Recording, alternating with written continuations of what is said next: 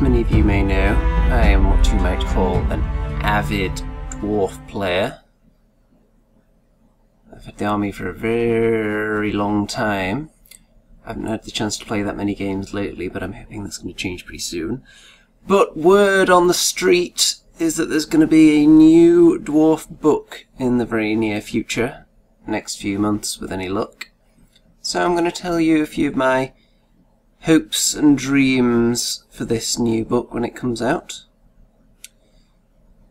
There's just a few things that I'm hoping to see in there, some expectations that I have, and maybe a couple of fears as well. So first of all, the fluff. They could rewrite the entire fluff section and I would have very little idea that anything had changed, because I'm not a big reader of the fluff.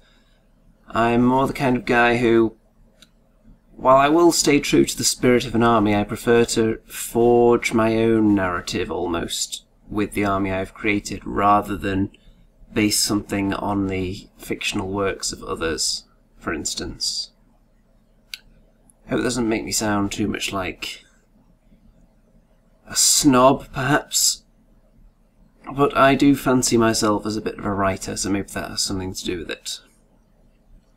Although I will say, in the 3 previous books, in the last book that came out, all the background stuff, it looks kind of clinical and matter-of-fact, but the book before that, which I also have, it seemed to be done in a more of a story manner, like a dwarf's diary or something like that. And I thought that was pretty cool. I don't think I've read all the way through it, but yeah, it's interesting. Another thing that they took out in the last book, actually, there used to be these sections on all the runes and the translations and the dwarf language and all that stuff, and I don't know why they ditched it. I don't know if they're just trying to stifle creativity in the hobby in general, which seems to be the kind of direction they're going with a lot of their business moves at Games Workshop lately, bringing out their own pre-made terrain and all these different kind of paints that cover absolutely everything you could possibly want to do, or whether it's just something they felt wasn't necessary anymore because they'd already printed it twice, I don't know. But anyone who only started with dwarves with the last book has probably never seen that, unless of course they just went onto Google and found the dwarf language translator. And maybe that's what they were thinking. Maybe they think, you know, anyone who wants that kind of information is sad enough that they're going to look for it online anyway, so we don't need to waste paper on it. Maybe. Well, as far as the rules go, since the last book came out, there have been quite a few significant changes, especially as regards massed infantry. And since dwarves are pretty much all infantry, a lot of those rules do impact them. However, dwarves aren't the kind of army that benefit that much from the likes of Steadfast, because our combat blocks are generally slightly smaller than a lot of the enemies we're going to be facing anyway. Especially if you compare it to something like, I don't know, Skaven, goblins and whatnot. And also, we already have high leadership and are pretty tough. So I don't know whether our infantry needed that kind of improvements that the other armies benefited possibly more from. Also, I'm led to believe, I didn't play much during the 7th edition, was it? But I'm led to believe that parry was a lot better during that edition. So I'd like to see that improved a little bit. If only because shield dwarves and iron breakers seem to be suboptimal compared to great weapons and hammerers. And that doesn't really sit right with me. As I said before, I'm not that huge on the fluff, but when I see a dwarf army, as far as I'm aware, that should be a race that is limited in numbers. They're not just going to want to throw their lives away willy-nilly, unless of course they're slayers, in which case it makes sense. But the rest of the dwarves, they should be clinging to life whenever possible, really. And it doesn't seem right that the units in which you're supposed to throw them at the enemy and then just hope that they take more casualties than you because you have big weapons. That doesn't seem like the kind of thing that an ancient and troubled race would employ. If you want to keep your numbers, you really want to have these tough units that aren't just going to die in droves. So you'd want you guys with shields and your iron breakers who are just going to be like this stubborn wall. And I say stubborn, but it's the hammerers that actually have the stubborn rule, which is another thing that didn't really sit right with me. If you can't guess, I'm just not that big of a fan of hammerers, to be honest. It might have something to do with the ancient one-pose models, which I really don't like at all. But with the new rules, the great weapon toting units did get the significant improvement of not having their front rank wiped out and then being unable to hit back, which was very common in the older editions, as I remember in the good old days when I had my Chaos Marauders with great weapons, which was a really, really bad idea, because I would get charged, strike last, very little armor, so they would just die, at least the front rank would, and then they would just never get to hit back. So that was the end of them. But great weapons are a significant boost in this edition, since you can lose your front rank if you really want, and you can still fight anyway, with 2 ranks. So that's a huge improvement. But obviously all the dwarf units were point costed before that came into effect.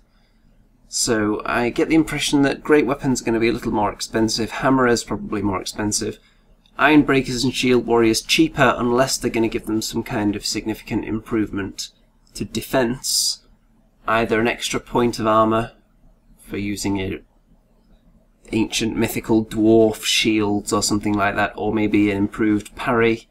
Maybe 5+ parry would be nice. It would be in keeping with the dwarves that are supposed to be these stout, tough fellows. They're not supposed to just roll over and die at the first sign of combat. And iron breakers are just cool as well, aren't they? Come on. I'm sure we're going to get a kit that can be turned into hammerers and iron breakers. I'm just praying that it's not going to be £30 for 5. Or something ridiculous like that. That means I'm going to have to go and rob a bank before I can get a unit of 20 of them. I already have 20 perfectly nice looking metal iron breakers, so if the new models are obscenely expensive and aren't a significant improvement on the appearance, then I won't see any need to get those. As far as new models go in the range, I'm looking forward to see what they do with Slayers, because, as many of you know, Avatars of War have a very nice range of Slayers already. So if they're not better and competitively priced compared to those, I can't see them doing a very good business there. Although I'm sure they'll be multi-use kit, so you'll be able to turn them into something else as well, should your heart desire. Remains to be seen what those are going to be, something that they hastily shoehorn in there, into the fluff, no doubt. Also, it seems very likely that there's going to be something big, some kind of big kit, probably Anvil of Doom on wheels or something. Maybe not on wheels though, looking at some of the others that have come out for other armies. Maybe it's just, we're supposed to believe it's being pushed along by the dwarves, even though it's a huge 15-ton piece of stone. We'll see anyway. It'll be interesting if we have something that can actually be moved closer to the enemy rather than the rather static Anvil of Doom.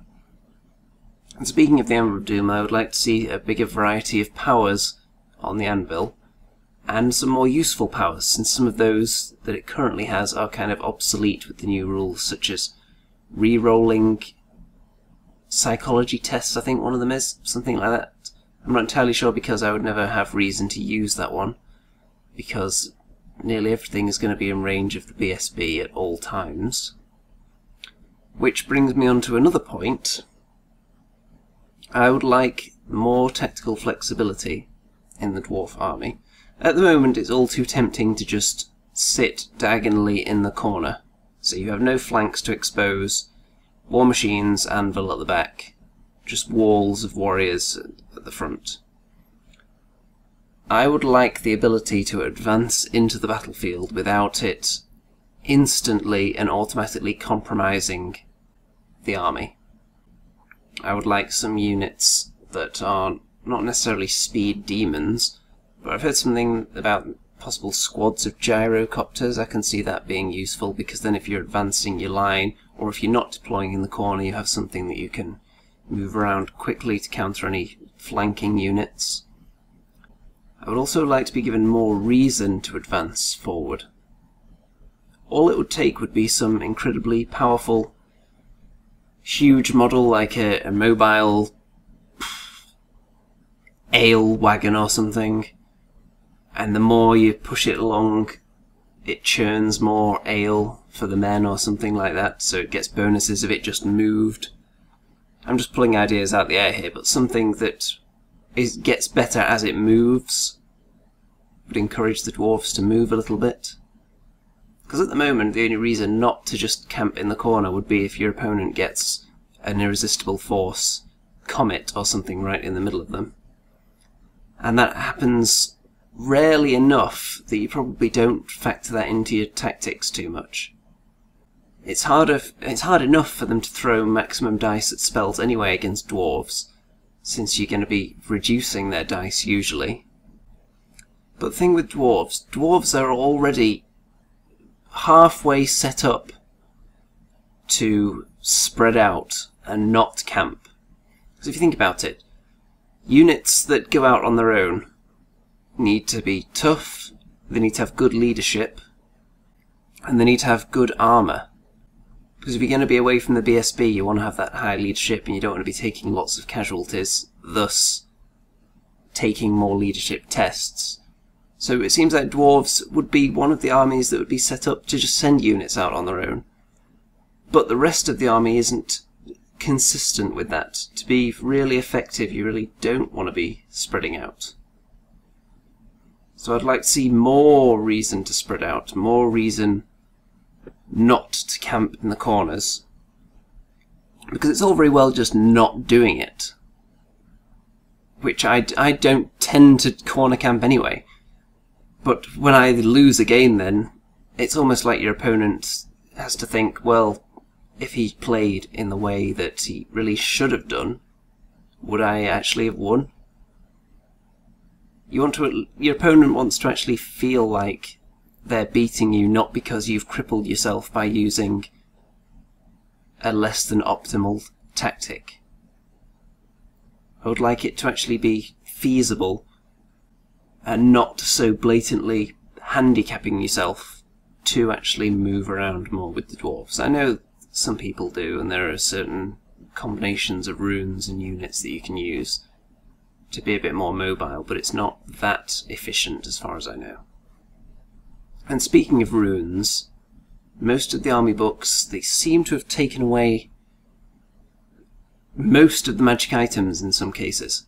I'm really hoping they don't do that with the dwarves, because that's one of the things that it's being able to create a really nice magic weapon for a dwarf character is one of the few ways that we can combat some of the nastier things that we would normally have trouble with.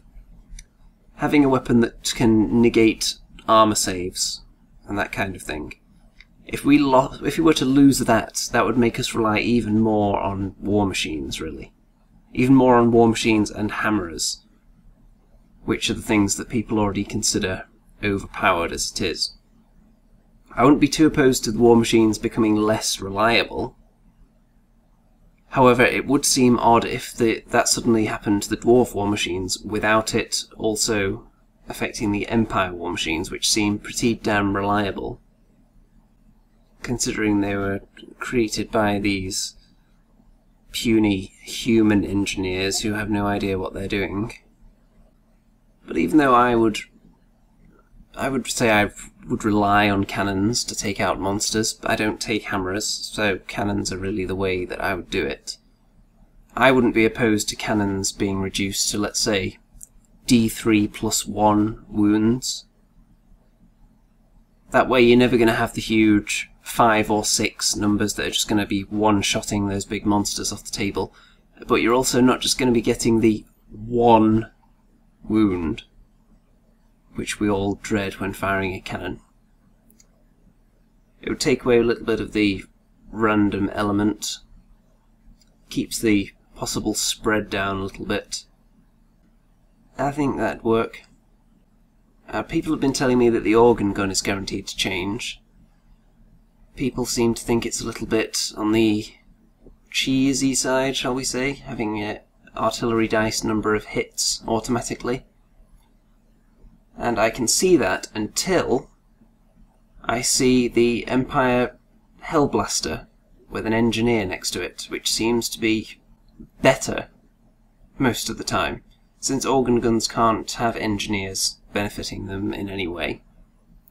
So there's a pretty good chance of it just blowing itself up, especially if you get greedy like me and re-roll whenever you roll 2 or 4 hits. Because you really want that 8 or 10, really, don't you? So it's very tempting to go for the re-roll, and then if it's misfired, there's nothing you can do. You don't have any insurance policy with the organ gun. I hope everything I'm saying in this video makes sense, because I am quite tired at the moment, and I just decided at almost 2 o'clock in the morning, I've been wanting to discuss the Dwarf Army Book. Maybe I should do that right now. Another thing, if we're going to get some kind of monstrous infantry or cavalry, I suppose, whether it's something ridiculous like dwarves riding bears, or golem-like creatures, or maybe dwarves in giant suits of armour, walking along with big robotic hammers in their hands, as silly as it might be. I wouldn't mind seeing something that's a little bit harder hitting than the kind of units I usually like to take. Because, as I've said, I'm not a huge fan of hammerers. So anything else that would actually pack some serious punch in combat and make us less reliant on those and less reliant on war machines to deal with high toughness enemies would be very nice indeed. It would give us a bit more flexibility and possibly a bit more speed in the case of if it was some kind of cavalry, although I'm sure people out there will be ripping their hair out at the idea of dwarves riding on bears or goats or whatever crazy thing people come up with. Although there's a very nice range of dwarves on bears from Cyborg Miniatures. I'm just not entirely sure they'd fit into the Warhammer range. And speaking of the Warhammer range, the plastic dwarves at the moment, people seem to really dislike them for some reason, and I don't have that much of a problem with them at all. All the ones I've had I actually think are very nice. The only ones that I think look horrible are mostly old models, like the Hammerers. 1 or 2 of the Slayers look really dated. Even back then I didn't like some of the Slayers. Some of the models are nice, and then a couple of them are just weirdly proportioned, like a lot of the old models were. But some of the old dwarves are really nice and charming looking though. Ooh, there's 1 or 2 that are just a little bit dodgy. I know some people are terrified at the idea of dwarves operating within the magic phase. I wouldn't be entirely opposed to moving, let's say, the anvil's powers into the magic phase rather than the shooting phase. It wouldn't necessarily change an awful lot, but it would make more sense, kind of. Because it is magic, really. It's just magic that's contained within a rune, as far as I'm aware. It's just not being conjured up in the heat of battle. It's just being released, almost.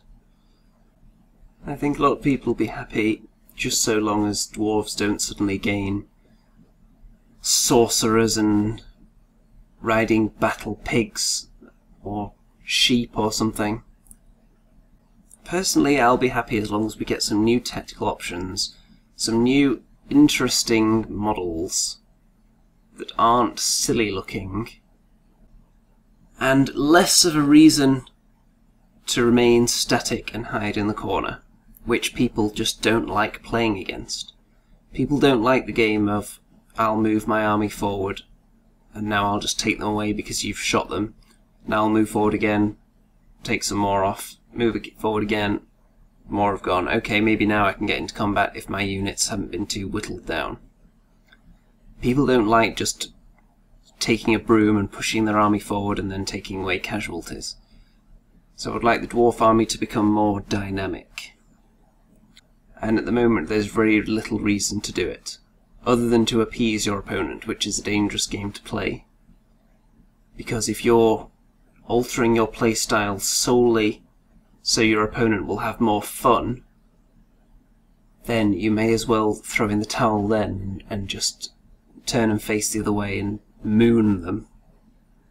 If you're pretty much accepting that you're going to lose and it's all about your opponent having fun, then that must suck some of the fun out of the game for you and your opponent. They'll want to feel like they've accomplished something by beating you, not just beating you because you crippled yourself with your tactics, which I touched on earlier. Anyway, I think I've covered pretty much everything that I'm hoping for in the new Dwarf book, and a few random rambles on there. So, when the new book comes out, I'm sure I will buy it in rather quick order. Normally I wouldn't do that with an army, but dwarves are my army really, and unless I hear something concrete about all the army books becoming obsolete as soon as the new edition comes out, that's really the only thing that would prevent me from immediately buying it. So we shall have to see, and I'll keep my eyes on those rumours, as unreliable as some of them may be. So, ta-ta for now.